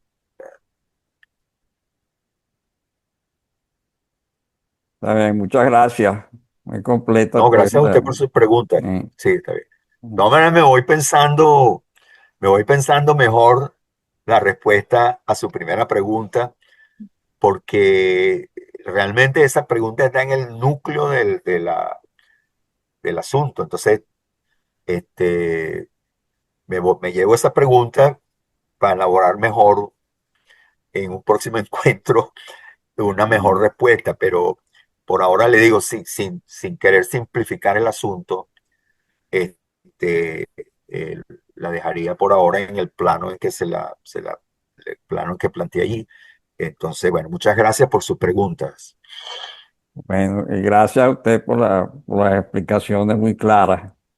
Sí, sí, gracias al profesor Mosquera, ¿verdad? Yo creo que la primera pregunta nos pone frente a ese dilema que plantea el profesor en toda su conferencia del encuentro al conocimiento previo y la capacidad del estudiante de ver cómo maneja todo ese conocimiento que le antecede con lo que él se está tratando de aprender, ¿no? Y entonces, Eso es. bueno, eh, tenemos la mano de Alejandro Guillén levantada. Adelante, Alejandro. Buenas tardes para todos. Los que no me conocen, mi nombre es Alejandro Guillén, yo soy profesor titular aquí en la Universidad Central de Venezuela, en la Facultad de Ingeniería. Y también estoy ahorita como invitado en la Academia Nacional de Ingeniería del Hábitat. Mire, en principio muy interesante la conferencia. Realmente cada vez que tiene estas oportunidades para realizar esta serie de conocimientos, estas nuevas expectativas, o mejor dicho, vías en las que se puede dar la educación, es muy, muy oportuno. Esto es lo que dice el profesor sobre introducir con el álgebra lineal, yo lo entendí desde el principio, sobre el cálculo, oye, es una idea bastante innovadora y que de verdad que no deja de tener sentido, de verdad que sí. Me parece bien, bien, bien interesante. Pero bueno, es eso, pues hacia allá vamos. Evidentemente nosotros vamos con un rezago muy importante y bueno, eso hay que entenderlo de esa manera. Pero fíjense, hay muchísimos aspectos que hay que seguir tratando y que hay que seguir avanzando en eso. Hay muchísimas inquietudes que está pasando ahorita en la educación desde el nivel básico, inclusive desde kinder hasta lo que llega a la universidad. ¿Es verdad y es necesario? Esas son preguntas que uno se tiene que hacer. El rector de la Universidad Central de Venezuela, por ejemplo, el profesor Víctor Rago, bueno, ha planteado y ha puesto sobre la mesa, mire, carreras de 4 años, que para muchos de repente en un momento dado es sacrilegio, pero bueno, hacia allá tenemos que ir, ver qué es lo que necesita también el país y hacer actualizaciones permanentes en los programas de formación, que pudieran recoger todas estas cosas. Bueno, ¿desde cuándo no se actualiza un programa en ingeniería en cualquier facultad en Venezuela? Eso es muy difícil. Plantear en una universidad, mira, hasta qué punto ahorita, qué es la necesidad actual del país y en los términos de un futuro cercano en cuanto a ingenieros. ¿Y cuál es ese perfil del ingeniero que necesitamos? Son preguntas que hay que hacerse basado en esto y que a veces no se tienen respuesta. Seguimos nosotros todavía en programas muy rígidos, muchas veces copiados de otras latitudes y no adaptados a nuestras realidades. Eh, por ejemplo, y para nadie es un secreto, pues, por ejemplo, ¿qué es el perfil ahorita de un profesional en ingeniería? ¿Necesitamos ingenieros de petróleo? Por ejemplo, ¿necesitamos ingenieros de petróleo o necesitamos ingenieros en energías? Y fíjense que pongo el papel un poco más amplio. Eh, ¿Hacia dónde va la humanidad? Hay que verlo, pues. Este, y otro aspecto importante también, por ejemplo, en cuanto a la parte de la enseñanza de las matemáticas, es que muchas veces sobre todo, por ejemplo, la mención del profesor es muy importante en el caso de ingeniería eléctrica, y yo también, yo soy ingeniero civil, también me incluiría ahí el, hay como una especie de, yo pudiera decir, como un desbordamiento en la enseñanza de la matemática. Eh, es una cosa muy amplia, muy extensa. Su aplicabilidad a veces es muy reducida y a veces eso en detrimento de otras materias o de otros cursos que son importantes y que no se abordan en la vida universitaria de los estudiantes. ¿Ok? Entonces, esas son cosas que hay que ir analizando y ahí viendo, pero lo que quiero rescatar del trabajo es eso, de que son pasos que se están dando y es muy interesante también lo que menciona el profe Mosqueda, que ya se están implementando, evaluando, estudiando estos saberes.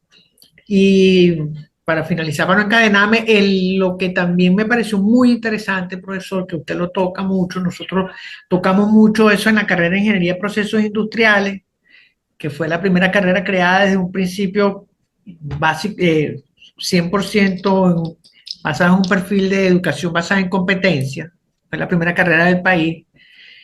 Y hay algo muy interesante que siempre nosotros comentamos y tenemos que tener énfasis, que es esa bidireccionalidad de la enseñanza. O sea, no es solamente profesor-alumno, sino que el profesor tiene que también aprender de los alumnos, de todos los días.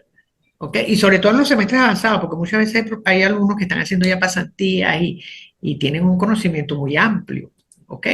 De la realidad. Pero eso también es algo bien interesante que te está planteando en su modelo y que es muy, muy bueno, ¿no? Eh, También muchas gracias por esta tarde en la que hemos aprendido, hemos escuchado algo más, algo nuevo, algo interesante. Gracias, profe. Gracias, profesor. Bien, Me gusta, excelente. me gustaría hacer un comentario, voy a ser breve, voy a tratar de ser breve. Fíjese, el profesor Alejandro, ¿no? Tocó un tema, unos puntos que me parece también que sería bueno resaltar ahorita. Una cosa, yo quisiera aprovechar la oportunidad para invitarlos a los ingenieros a que le echaran un vistazo al nuevo currículum que se ha propuesto, sobre todo para el de la educación media, porque a mí me preocupa mucho que ese currículum eh, bueno, yo no quiero sesgar la opinión de ninguno, pero les invito a que lo revisen y sería interesante que si la academia o un grupo de ingenieros por su cuenta podría tener una posición pública respecto a ese currículum, sería muy interesante porque la idea es enriquecer el debate y que realmente la educación se mejore. O sea, eso va, ese es un interés de todos. Eh, Entonces, el ver que la universidad, eh, discúlpeme el comentario, una vez yo hacía unas entrevistas cuando era estudiante de matemática en la Facultad de Ciencias y entrevisté a un profesor muy conocido, el profesor Raimundo Chela, que fue, si mal no recuerdo, uno de los primeros doctores en matemática que se graduó en Inglaterra, venezolano, y él daba clases en la facultad de álgebra sobre todo. Y él decía que el sistema educativo había que verlo como un triángulo, es decir, que no lineal, sino que la universidad debería contribuir y retribuir a la educación primaria y secundaria. Entonces yo creo que las escuelas de ingeniería que se ven muy afectadas por el nivel de formación matemática de los estudiantes que recibe, podría contribuir a, a que la educación en la educación media mejore. La Universidad Central de Venezuela tuvo un programa que yo no sé si todavía existe, que se llama Samuel Robinson, que era que la universidad atendía a unos ciertos liceos de Caracas para tener cierta influencia en la forma en que los estudiantes se preparaban para la universidad. Y yo creo que eso es importante. Y además, si nosotros lo vemos como una contribución a la sociedad en general, yo estoy de acuerdo con una teoría que alguna vez leí de algún profesor en Estados Unidos, que ahorita no recuerdo su nombre, que es que él dice que para tener matemáticos y científicos formados a cierto nivel, se requiere que la sociedad a su vez tenga un nivel más alto de formación científica. Porque si la sociedad como un todo va teniendo una formación científica más elevada, de esa sociedad pueden surgir cada vez más personas con formación mucho más avanzada. Entonces, yo creo en eso. Entonces, pero si nosotros tenemos una población que cada vez tiene una formación matemática más débil, más deficiente, va a ser mucho más difícil para las escuelas de ingeniería, para las facultades de ciencia, formar un ingeniero, formar un científico. Entonces, se nos va a hacer más difícil la tarea, ¿no? Y por último, lo de la actualización de los programas de formación, es verdad que eso sí es un tremendo problema. Yo recuerdo en la Universidad Nacional Abierta, en la última reforma curricular en la que yo participé, se hizo en 2005, que cambiamos los programas, algunas materias y tal, que sé yo, ¿no? Entonces ya tenemos como 20 años y eso no se ha tocado más. Y mucha agua ha pasado por el puente para que eso permanezca de esa manera. Y el otro es la flexibilidad. Nuestras universidades todavía son muy estrictas, eh, muy rígidas en los planes de formación, y yo sí creo que deberíamos pensar en incorporar elementos de mayor flexibilidad. Gracias, profesor Mosquera. También tiene la palabra el doctor Antonio Silva Spock. Adelante, Antonio. Muchísimas gracias, doctora Bella. Muchísimas gracias, doctor Mosquera, por su excelente presentación. Para hacer una pequeña aclaratoria, doctor Mosquera, el programa Samuel Robinson continúa acá en la Universidad Central de Venezuela. Disculpen que no me presenté, soy el ingeniero Antonio Silva Sprock, profesor titular de la Escuela de Computación de la Facultad de Ciencias de la Universidad Central de Venezuela. De igual forma, aclaro que estoy terminando la carrera de educación acá mismo en la Universidad Central de Venezuela, y también comento esto para hacer una aclaratoria con respecto a los programas de educación media. Bueno, el programa Samuel Robinson sigue existiendo. Lo que ocurre es que no trabaja aguas abajo en los colegios, sino trabaja directamente con estudiantes que ingresan son admitidos en la universidad, pero primero pasan por el programa Samuel Robinson, que durante un año los forma y luego los asignan a diferentes carreras. Así está trabajando el Samuel Robinson. No está trabajando directamente en las escuelas ni impactando en las escuelas. Con respecto a los currículos de educación media, doctor Mosquera, ciertamente. Tuvimos la actualización del currículum del 2017, y cuando estábamos comenzando a entenderlo, nos apareció el de ciencia y tecnología. Estábamos con el de ciencia y tecnología tratando de entenderlo y ver y compararlo con el 2017, y acaba de salir una actualización del nuevo programa de educación media. Así que nos tienen como locos revisando estos programas y currículum de educación media. Yo estaba haciendo prácticas docentes en la escuela Gran Colombia, y la Gran Colombia tiene un edificio donde están trabajando con el currículum 2017, en otro edificio formando estudiantes con el currículum de ciencia y tecnología. Y yo le preguntaba en su momento, ¿y qué van a hacer con las nuevas modificaciones del currículum de educación media? ¿Dónde los van a incorporar? La cosa es un arroz con mango, ¿no? Pero bueno, correcto. En todo caso, es labor nuestra poder ver cuáles son las adecuaciones que han hecho, y en todo caso tenemos nosotros como docentes pues la labor de adecuarnos y poder, digamos, ir surfeando la ola de estos programas, ¿no? De estos currículos, porque son unos lineamientos, pero bueno, el docente puede también hacer alguna adecuación dentro del aula, ciertamente, así es. Ahora unas preguntas, doctor Mosquera. Con respecto a los conocimientos previos que que tienen los estudiantes, de acuerdo a estas teorías, esas diferencias pueden ser muy, muy, muy pronunciadas con respecto a los conocimientos previos que tengan unos estudiantes. ¿Cómo esto puede socializarse dentro de la teoría para poder de alguna forma, me imagino que poder equilibrar estas diferencias para que luego vayan construyendo juntos y socializando esos conocimientos. Esa es una primera pregunta.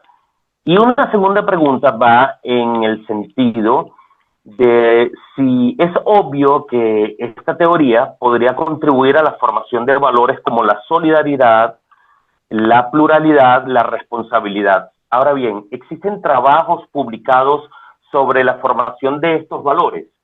¿Han hecho énfasis en los trabajos publicados y los investigadores de la teoría con respecto a estos valores? Gracias, doctor Mosquera. Bueno, me saludo, profesor. Muchas gracias por la aclaratoria sobre el programa Samuel Robinson. En alguna oportunidad colaboré con, con algunas actividades del Samuel Robinson, ¿no?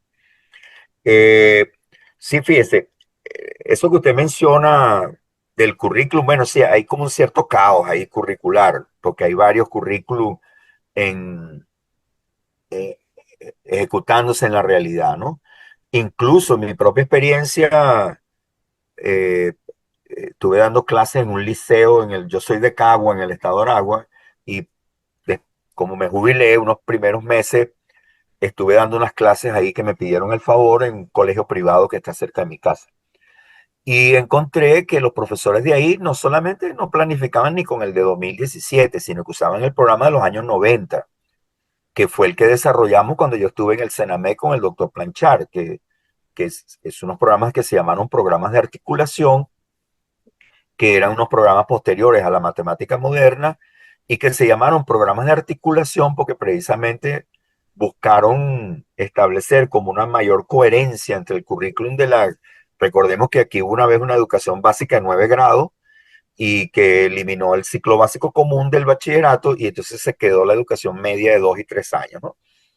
Entonces, ese programa de articulación, la idea del doctor Planchar en aquel momento era que ese programa sirviera, por eso se llamaba de articulación, para que sirviera mejor a contribuir para la transición del, de la básica a la universitaria, ¿no? Entonces, imagínense, yo he visto eso. Y sobre, por ejemplo, con los textos escolares pasa que muchos profesores, ante la ausencia de textos escolares actualizados, comerciales, vamos a decir, porque hay una colección, la colección Bicentenario, pero esa colección también es de 2011, que ya tiene 14 años también, y no hay más libros. O sea, entonces, los profesores están ahí trabajando como pueden, pues con... Y en la teoría de la objetivación, que es un punto que usted tocó, resalta precisamente el papel del profesor. Entonces yo pienso que, aunque el currículum tuviera muchas deficiencias, el profesor de matemática todavía tiene libertad como para trabajar y subsanar esas deficiencias. Pero no está de más, ¿verdad?, que una comunidad como la comunidad de los ingenieros eh, emitiera alguna opinión sobre ese currículum. Dijera, bueno, mira, este currículum tiene estos aspectos buenos, tiene estos aspectos novedosos, tiene estos aspectos, por ejemplo, un aspecto que a algunas personas les parece novedoso es que incorpora muchos elementos del currículum basado en competencia, aunque no es estrictamente un currículum basado en competencia, pero tiene elementos, tiene un perfil del egresado, tiene aprendizajes mínimos, tiene algunos de los elementos de un programa basado en competencia. Entonces, eso por un lado. Pero yo sí quiero rescatar, resaltar este tema que usted mencionó, que es el papel del profesor. Aquí es muy importante el papel del profesor, porque como también el ingeniero Romero tocó el tema de que, ¿verdad? La formación del profesor va a ser determinante para lo que el profesor va a hacer en el aula. Si tenemos un ingeniero va a ser una cosa, tenemos un matemático va a ser una cosa, y si tenemos una persona muy mal formada en matemática va a ser un desastre, ¿no? Entonces, eso era. Ahora, respecto a lo que usted dice de los valores, la teoría de activación en los últimos 3 años, digamos, o algo así, ha venido desarrollando el tema de la ética. Y hay eh, yo le puedo hacer llegar, si usted me hace llegar su correo, el tema de la ética es un tema que está siendo trabajado teóricamente y también hay algunos estudios sobre eso. Entendida la ética como aquello que tiene que ver con la relación entre dos seres humanos, entre seres humanos, pues. La manera como los seres humanos se relacionan y la manera en que se encuentran en el aula. Y, y, y aquí hay una inspiración de Freire que creo que es importante respecto a que entonces en esa relación es ética, es decir, es por el bien común, y busca que el profesor con los estudiantes se involucren en esa labor conjunta, donde ambos entran en un devenir y ambos se forman. Eso es fundamental de la teoría de objetivación. Y muchas gracias por su comentario, profesor. Muchísimas gracias, doctor Mosquera. He colocado mi correo electrónico en el chat y le agradezco muchísimo si me puede enviar alguno de estos trabajos. Muchísimas gracias, doctor Mosquera. Gracias a todos. Sí, gracias, profesor Silva. Bueno, creo que el doctor Mosquera nos ha pedido en varias oportunidades que la academia digamos, los ingenieros se pronuncien un poco sobre este enfoque, y aquí creo que tenemos un compromiso en cartera que después le vamos a pedir al, al académico Carmelo Ecarri que lo enfatice. Eh, yo creo que como resultado de esta conferencia, doctor Mosquera, nos vemos en, en el compromiso de constituirnos como en un equipo de trabajo, y yo incluiría pues al doctor Mosquera el primero, que seguramente nos va a ayudar a aclarar muchas cosas, al doctor Romero, y a los dos que han intervenido. Me permito pedirle que envíen el correo también al doctor Alejandro, que intervino antes con la pregunta, Sí, y muy bien, constituir sí. como un pequeño grupo, de manera que podamos entender mejor este asunto y ver desde el punto de vista de la Comisión de Educación Superior y en concreto de las ingenierías, de las diversas empresas, porque tenemos tres grandes facultades de ingeniería, tenemos tres grandes ingenierías. Las escuelas que están, las carreras pues que se dictan las disciplinas dentro de la facultad de ingeniería como tal, que está civil, mecánica, eléctrica, petróleo, química, todas ellas, las que se dictan en la facultad de arquitectura y urbanismo, que están también dentro de la academia, y por supuesto las que están dentro de la facultad de agronomía, que hay otras disciplinas que están incluso muy cercanas a otras áreas del conocimiento, como biología, etcétera, etcétera. Entonces, todas ellas son disciplinas que se alimentan de las matemáticas y que las utilizan de diversos enfoques. Hay un aspecto que mencionó el profesor Silva ahorita, y que también el doctor Mosquera hizo énfasis, que es el perfil del ingeniero deseado. Bueno, ahí nosotros dentro de la academia hemos estado revisando en varias oportunidades cómo el doctor Alder Kamp de la Universidad de Delft en Holanda plantea los objetivos de formación del ingeniero, y los objetivos actuales de formación del ingeniero se distancian notablemente de los objetivos deseados para, digamos, los problemas, para buscar soluciones a los problemas que el devenir nos presenta, ¿ves? Entonces, yo creo que las matemáticas aquí tienen mucho que aportar, sobre todo porque son ahorita, digamos, ingrediente esencial de todos estos instrumentos que nos van a ayudar mucho a resolver las situaciones de aplicaciones de inteligencia artificial y otros. Esos son herramientas que si no las utilizamos, si las dejamos de utilizar, nos encontraríamos, digamos, con una situación con menores posibilidades, menores capacidades para resolver los problemas, ¿ves? Entonces, bueno, yo creo que ese es un aspecto importante, y bueno, quisiera oír la palabra del doctor Romero y de los otros que estoy invitando a participar en esto, y por supuesto los otros que están aquí en la conferencia que quieran unirse a ese grupo de trabajo, están todos bienvenidos. Lo que pasa es que como no los conocemos a todos, no me permito invitarlos directamente, pero si ponen su dirección, con mucho gusto los invitamos y seguro que podemos aportar un granito de arena. No espere mucho de nosotros, doctor Mosquera, un granito de arena porque somos No, no. principiantes de la teoría de la motivación. Bueno, En el chat está colocado mi teléfono y mi correo. ok, Ya, yo, gracias. yo tomé nota, sí. Bueno, mientras esperamos otras intervenciones, déjeme leerle lo que está en el chat, por si acaso hay alguna pregunta. Casi todos hablan de que la presentación fue excelente, lo cual yo me uno a ese grupo de expresiones. Bernardino López dice excelente, felicitaciones a expositores y organizadores. Eh, Eva Vergara felicita al profesor Arnold Gutiérrez. ¿Cuándo se podrá volver a ver el webinar con el profesor Mosquera? Bueno, esto va a quedar grabado en la academia, entonces ustedes entran a la Academia de Ingeniería y buscan el profesor Mosquera, el doctor Mosquera y lo consiguen.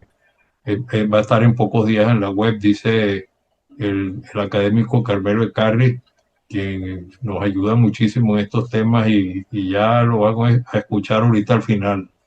Eh, Después Antonio Silva puso su correo, Carmelo Carri se edita toda la grabación, Arnold Gutiérrez enviarme bibliografía de objetivación, Arnaldo, bueno, entonces yo creo que al armar este grupo todos vamos a tener, poder compartir la bibliografía y las experiencias, sobre todo, doctor Mosquera, estos experimentos, estos 4 experimentos que nos puso como ejemplo, si eso tiene unos papers que me imagino que Sí, debe sí, tenerlo, sí, sí, ¿verdad? Poder sí, sí. compartir esos papers para, digamos, lo que vamos a integrar el grupo, entender mejor el asunto. Y bueno, no veo otra cosa sino más información. Bueno, sigue abierto el derecho a palabra. El que quiera intervenir, levantar la mano, por favor. No sé si el doctor Romero, que ha sido aludido, quiere volver a intervenir y si no, le pasamos la palabra al académico de Carri para que cierre la reunión. Vamos a ver, doctor Sí. Romero, y después Carmelo de Carri y cualquier otro que quiera intervenir con mucho gusto. Y por supuesto, si el doctor Mosquera acepta el compromiso de integrar este cupo y ayudarnos a ver cómo podemos aportar ese granito de arena. Bueno, yo no tengo mucho que agregar porque todo está muy interesante y las intervenciones muy interesantes. Ahora, lo que sí es interesante hacer el análisis ese eh, del, del currículum eh, de educación media, porque resulta que la educación media es la base precisamente para poder acometer estudios de ingeniería. Un estudiante que Así no es. tenga una buena formación básica en matemáticas, pues no va a tener éxito en la carrera de ingeniería o le va a costar muchísimo trabajo. Una de las cosas que se hizo y que hizo referencia pues el doctor Mosquera al Samuel Robinson, una de las cosas buenas que ha tenido pues ese programa es nivelar a los estudiantes que entran a la universidad, pero absolutamente sin ningún conocimiento de matemática, porque es una cosa asombrosa. Últimamente estaban ingresando estudiantes que no habían visto matemáticas en en los, en los cursos de bachillerato porque no había profesor. Pero los graduaron porque había que graduarlos. Ajá. Entonces, esas son cosas pues asombrosas que naturalmente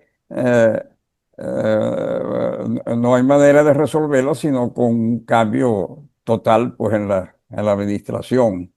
Ahora, el, por eso es interesante, ¿no?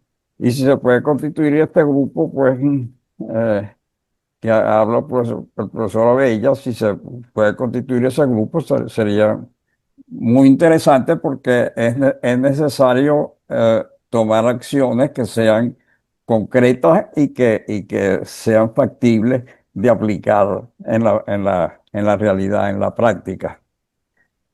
Miren, Gracias. una pequeña aclaratoria que les quería hacer también, que el programa Samuel Robinson tenía un programa paralelo que se llamaba Antonio José de Sucre, que era para el núcleo de Cagua, de la Facultad de Ajá, Ingeniería. O ¿ven? sea, era Samuel Robinson en Caracas y Antonio José de Sucre en Cagua. Es una Interesante. aclaratoria nada más. Eso también se hacía en Cagua idénticamente igual. Mire, O y yo que sea, soy de Cagua, no sabía. Y bueno, en la facultad, y le cuento algo, que usted que es de Cagua, yo soy profesor de lo que era de Cagua, ahorita estamos en Maracay, porque el núcleo ya no Bien, existe. sí, Pero muy nosotros llegamos triste a eso. tener en el año 2018 1.200 alumnos. Existían en el núcleo de Cagua y teníamos, como le digo, la primera carrera íntegramente diseñada desde el inicio como educación Sí. basada en competencias, que es la carrera de ingeniería de procesos industriales que se daba completa en Cagua. Ahorita se está dando en Maracay. Sí, eso sí lo conozco, eso sí, porque paso por ahí y veo en ruinas la edificación donde es muy triste ver eso ahí, sí. De todas maneras, todavía hay algunos profesores que están dando clase ahí al lado en la aldea. Le doy ese dato. Ah, muy bien. Bueno, gracias, profe, por la aclaratoria. bueno, Un comentario, adelante. discúlpeme, fíjense, porque es que han ido pasando cosas en la educación media donde tal vez no nos hemos percatado del todo, porque bueno, estamos en la universidad y de repente no nos damos cuenta, incluso ya no tenemos hijos en esa edad escolar, entonces tampoco nos damos cuenta a través de la familia, en fin. Fíjense, por ejemplo, en las escuelas técnicas, en las menciones técnicas, se estudia 6 años.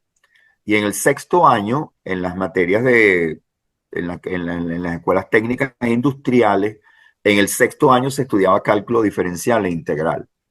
Y el estudiante que era egresado de una escuela técnica, se había paseado por unos conceptos elementales de cálculo diferencial e integral durante el último año de su formación.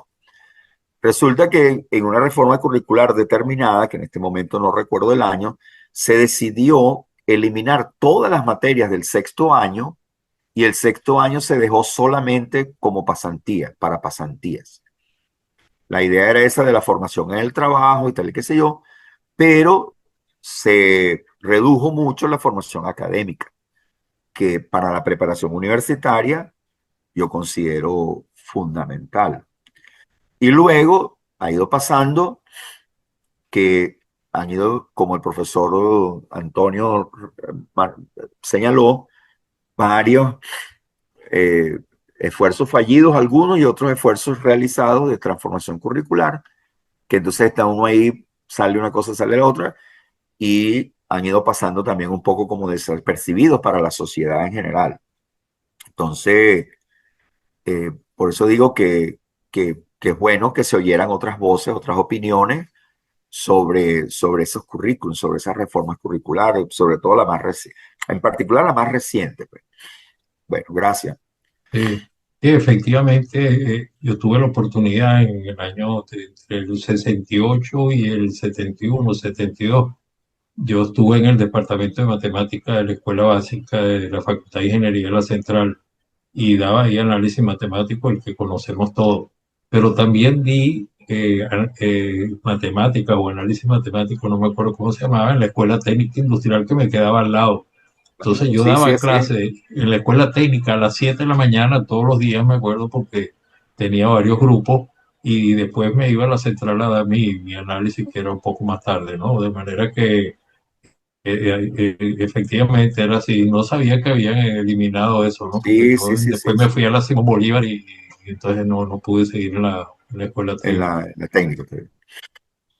Bueno, eso sí es lamentable, ¿no? Que se haya perdido eso y no sé la calidad de esos programas de pasantía, cuánto aportaron a los Sí, técnicos, ¿no? tampoco. Sí, Sí, no conozco, sí. porque en esa escuela técnica había unos talleres fabulosos, etcétera. Bueno, otras Cierto. épocas.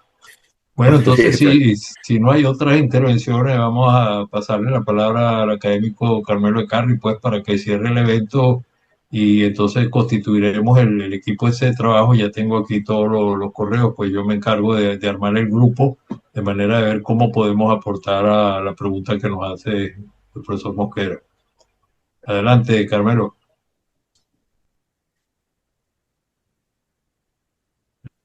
Eh, Saludos a todos y quiero agradecer al profesor Mosquera y a los compañeros Alonso Romero y Alfredo Abella en la organización de este evento y por supuesto a todos los asistentes.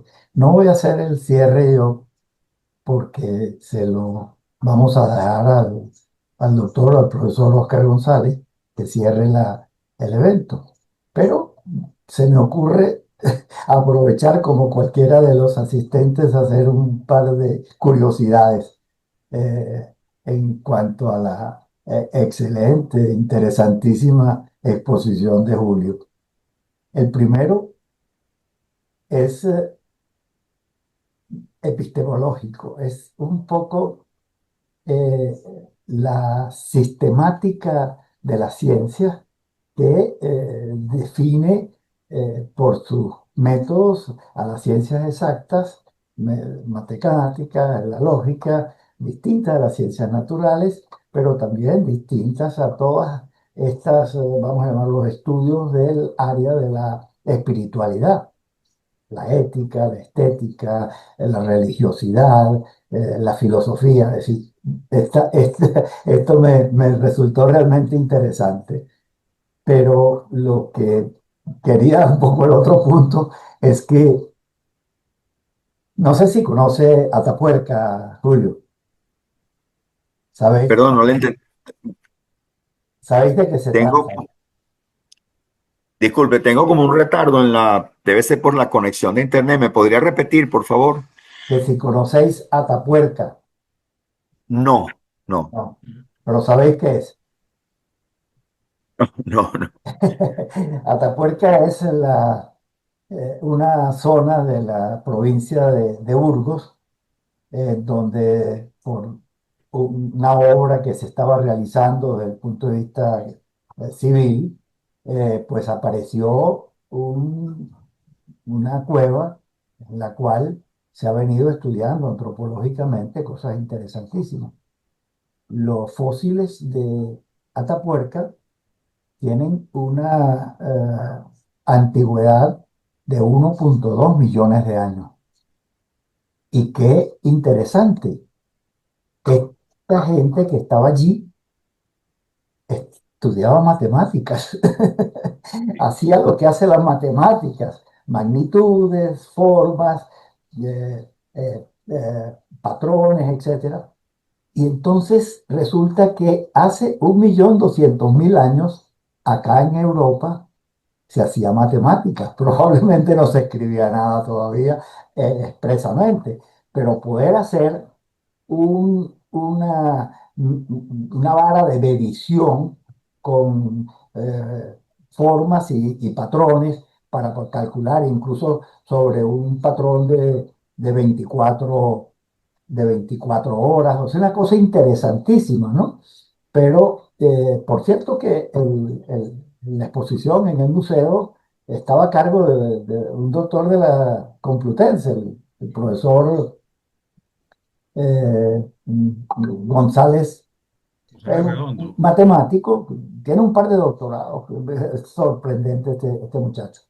Pero justamente se refería a esto, al tema del origen, o sea, del hecho de que el ser humano desde el principio empezó a utilizar sus capacidades de, pues, de lógica, de razonamiento para su vida ordinaria. Y eso pues solamente como curiosidad, o sea, no para pedirte un comentario ni mucho menos, sino sencillamente para hacer estas notas aquí de tipo de adjuntos. Bueno, a todos los participantes, muchísimas gracias y le doy la palabra al profesor Oscar González para que haga el cierre de la reunión. Gracias a todos. Gracias. Gracias, Carmelo, y que te mejore porque veo que estás acatarrado. No, bueno, no, acá taparra. Es que el cambio de clima, esta mañana estábamos en otoño entrado duro y ahora estoy casi otra vez veranoso, pero de verdad que pasas del frío duro al calor duro también. Perfecto. Bueno, no, bien interesante la presentación. Va desde lo conceptual filosófico hasta lo estrictamente operativo, ¿no? De la enseñanza de las matemáticas. Yo recuerdo que le comenté una vez al profesor Planchar en la Simón Bolívar que, bueno, en vez de llamarse CENAMEC, ¿no? Mejoramiento de la enseñanza de la ciencia, debería llamarse mejoramiento del aprendizaje de la ciencia, ¿no? O sea, todo proceso educativo, el corazón del proceso educativo no es la enseñanza, claro, él se reía y, y eso, y no es la enseñanza, sino el aprendizaje, ¿no? Y entonces uno puede aprender con profesor o sin profesor y a veces hasta a pesar del profesor, ¿no? Sí, Mientras que enseñar sin que haya quien aprenda no tiene sentido, ¿no? Nunca no es tiene posible. sentido. Entonces creo que lo lógico también es enfocar esto desde la perspectiva del aprendizaje y obviamente todas estas propuestas del mejoramiento de la enseñanza se validan es con la comprobación de que se mejora el aprendizaje, ¿no? Eso creo que también forma parte de lo que del corazón de lo que hacemos los docentes, los profesores, en todas nuestras asignaturas, ¿no? Así que con ese mensaje, bueno, ya en función de la hora, pues bueno, ya que Carmelo me, me pasó el bate para batear el cierre, pues bueno, consideramos concluida la sesión, agradecerle de nuevo al profesor Julio Mosquera por su dedicación de tantos años a la docencia de algo que siempre ha sido polémico, como es la enseñanza de la ciencia, en este caso las matemáticas, que como ingenieros todos somos dolientes y beneficiarios de eso. Así que, bueno, reiterarle el agradecimiento, el reconocimiento y ojalá se pueda aprovechar su colaboración para incidir sobre la educación, sobre quienes tienen a la mano hacer las políticas públicas de educación y mejorar de verdad lo que sí, como lo mencionó el profesor Romero, lo que está llegando a las universidades a veces no es lo mejor que se puede formar y sin embargo, con todo y eso, yo no doy clase en los primeros años, pero doy clase en los últimos años y todavía hay estudiantes brillantes. Yo digo que hay una cantera Sí, inagotable en sí, Venezuela claro, de talento que se debe eso es aprovechar correcto. y que se puede explotar en beneficio del país. Así que con ese mensaje, no sé si hay algún mensaje final, doctor Mosquera, pero por lo pronto estaríamos ya cerrando la sesión. Gracias a Alfredo Abella por la organización del evento y a la Comisión de Educación Superior a cargo del doctor Alonso Romero y obviamente por el lado de la Comisión de Actividades Especiales en España, de parte de Carmelo de Carri, que acaba de comentar su mensaje. Gracias y hasta la próxima. No, yo solamente quisiera reiterar mi agradecimiento a la academia y al profesor Abella, el doctor Abella, por su invitación en particular, ¿verdad? Y bueno, muy agradecido y ojalá nos encontremos en otro momento para conversar sobre estos temas. Muchas gracias. Perfecto. Gracias.